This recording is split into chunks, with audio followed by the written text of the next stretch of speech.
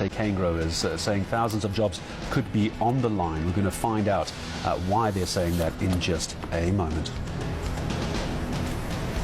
Well, the SA Canegrowers is getting a sour deal. This is after an 8% drop in final revenue for the 2022-2023 season. Now, this is mainly a result of the failure of Tongaat Hulett to pay more than over 900 million rand due to the South African Sugar Association at the end of March 2023. SA Canegrowers chairperson Andrew Russell has written to Minister Patel to request government's intervention in light of the business rescue practitioners' decision. So, Andrew, thank you so much for talking to us this morning. Good morning. But is it a good morning? I mean, what's happening with regards to the data we're seeing here for the 2022-2023 season? Well, it is a good morning, but the sugar industry is finding itself in a very difficult place at the moment. We've been facing some headwinds for some time, and the placing of Tongaat Hulett and also now Gledhow mill into business rescue has put additional pressure on our industry. As a consequence of the business rescue practitioners deciding not to pay their industry obligations, has meant that the rest of the industry has had to pick up those costs and, as you've said, caused a significant drop in the price that growers were paid for their sugarcane last season. Let's talk about these violations. I mean, or rather the defaults as well. What are they in violation of exactly?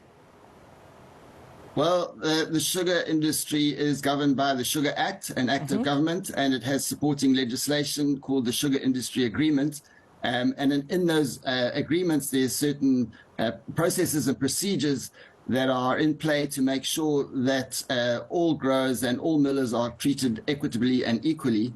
And amongst those obligations are the collection of levies from the growers through the mills and paid to SASSA and paid to the grower associations. The business rescue practitioners have collected those levies, but they haven't paid them over to SASSA or to the grower associations. And as a result, it's been very difficult for SASSA to operate, and as well as the grower associations.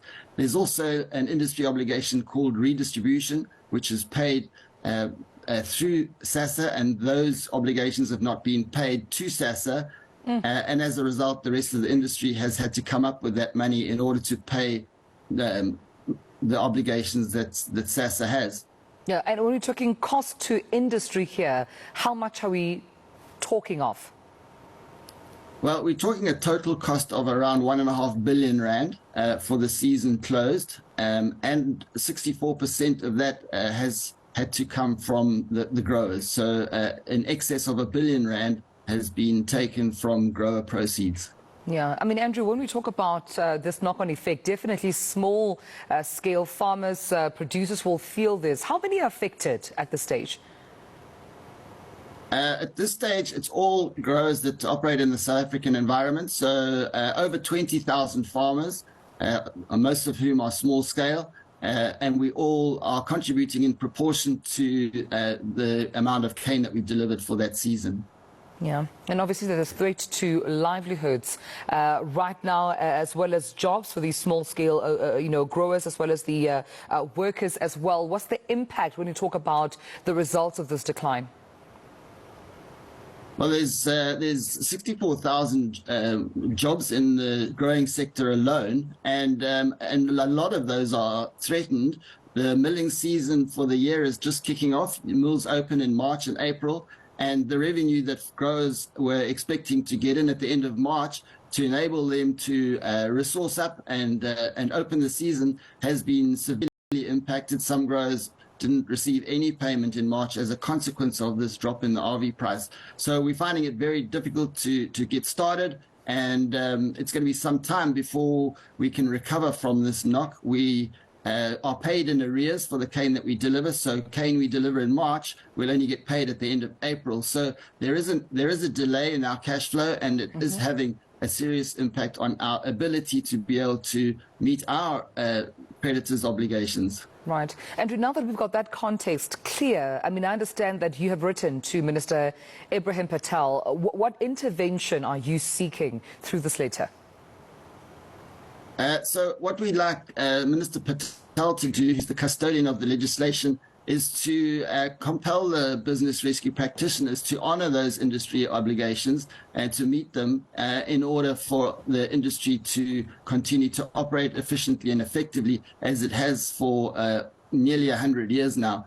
And we'd also like him to find ways to assist us as growers and the other millers who have had to meet these obligations on behalf of the defaulters to be able to access finance to be able to get over this immediate financial hurdle that we have ahead of us.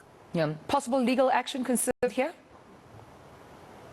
Yes, definitely. So what's in question is whether the sugar industry legislation supersedes the Companies Act under which the business rescue practitioners are operating, and we need a declaratory order to ascertain whether, in fact, the business rescue practitioners have the right to suspend these obligations, or whether it is, as we believe, part of law and needs to be complied with regardless.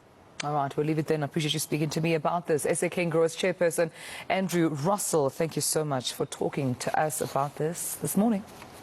Thank you. Well, South Africans should vote with their minds and not their hearts. That's the view